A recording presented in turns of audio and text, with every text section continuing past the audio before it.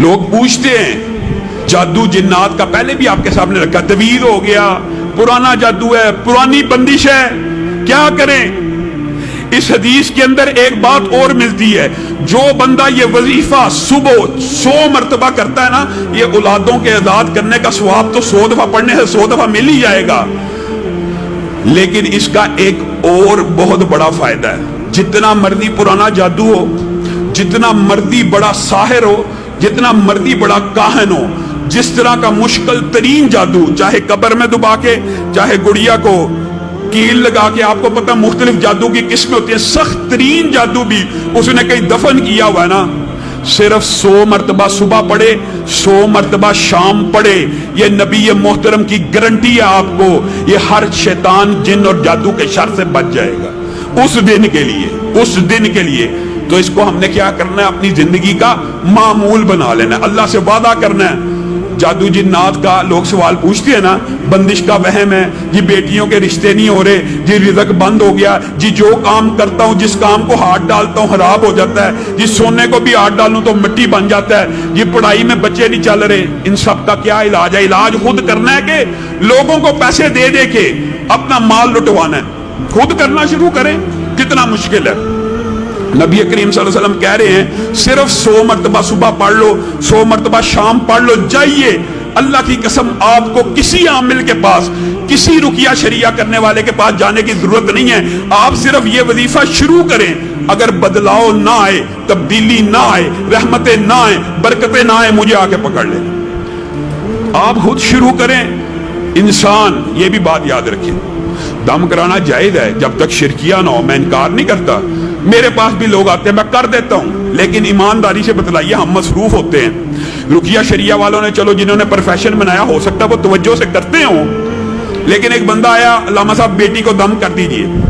میں 7 دفعہ فاتحہ پڑھتا ہوں، دعائیں پڑھتا ہوں جو نبی کریم صلی اللہ علیہ وسلم نے بتائی، اس کے پر پھونک مار کے چل دیا،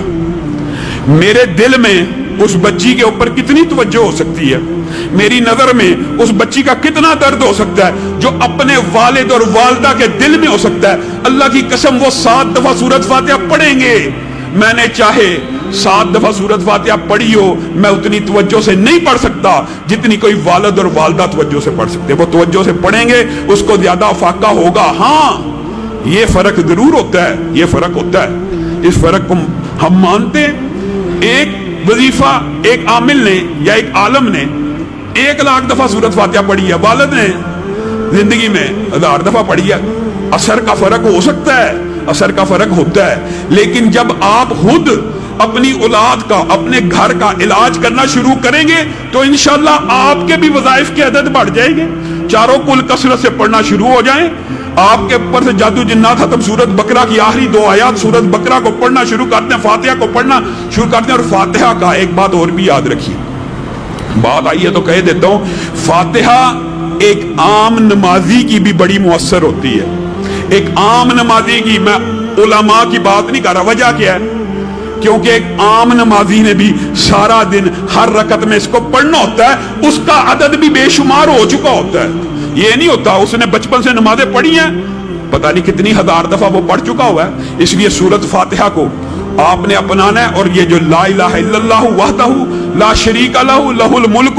ولہ الحمد وہو علی کل شیء قدیر، اس کو زندگی کے اندر 100 مرتبہ صبح اور 100 مرتبہ شام اپنی زندگی میں شامل کرنا۔ آگے چلیے، سبحان اللہ والحمد للہ ولا الہ الا اللہ واللہ اکبر ولا حول ولا قوت الا باللہ، یہ ایک وظیفہ ہے، اکٹھا بتاتا ہوں وقت تیزی سے گزر رہا ہے۔ ان میں سے ہر جو تسبیح ہے، سبحان اللہ ایک ایسا لفظ ہے، ایک ایسا کلمہ ہے کہ نبی کریم صلی اللہ علیہ وسلم نے فرمایا اس تسبیح کی وجہ سے مخلوقات کو رزق دیا جاتا ہے۔ اگر جانوروں کو، چرند پرند کو سبحان اللہ کہنے کی وجہ سے رزق ملتا ہے تو بندوں کو نہیں ملے گا؟ بندوں کو کیوں نہیں ملے گا؟ آدم نے اپنے بیٹے کو، پہلے نبی نے، پہلے پیغمبر نے اپنے بیٹے کو نصیحت کرتے ہوئے کہا تھا، میرے بیٹے 7 زمینیں اور 7 آسمان ایک زنجیری میں جکڑ دیے جائیں، تو لا الہ ایک ایسا کلمہ ہے جو اس زنجیری کو توڑ کے رکھ دے گا، اور سبحان اللہ ایک ایسا کلمہ ہے جو زمین و آسمان کے درمیان خلا کو پر کر دے گا۔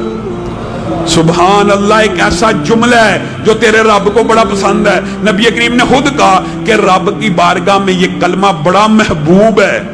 آپ بتائیے رب کو ایک چیز پسند ہو، ایک والد کو بھی، مثال رب کے ساتھ نہیں دینی چاہیے، لیکن اگر ایک والد کو بھی کوئی بات اچھی لگتی ہو نا،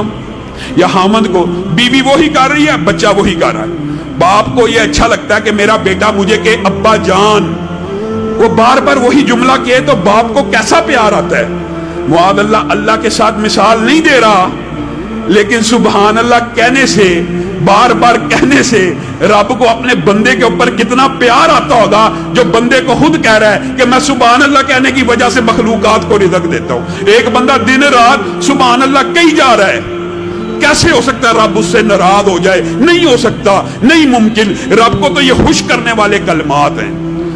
حدیث کے اندر آتا صرف 100 مرتبہ سبحان اللہ و بحمدہ کہہ دینے سے سمندر کے جھاگ برابر گناہ اللہ معاف کرتا ہے۔ وجہ کیا ہے؟ اللہ خوش ہو جاتا ہے کہ یہ بندہ وہی لفظ کہہ رہا ہے جو مجھے پسند ہے۔ سبحان اللہ و بحمدہ، سبحان اللہ العظیم، بہت عظیم وظیفہ ہے،